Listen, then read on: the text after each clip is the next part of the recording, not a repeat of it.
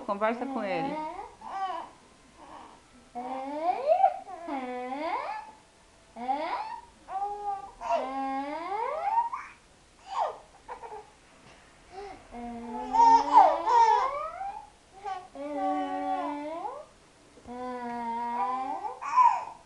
Pergunta pra ele quem é a mamãe mais linda do mundo. Quem é a mamãe mais linda do mundo? Tem que olhar pra mim, ô.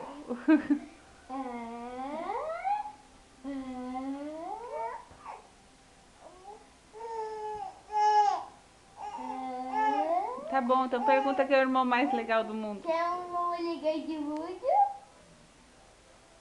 Ixi, fala, disfarcei. Tchau, neném. Tchau.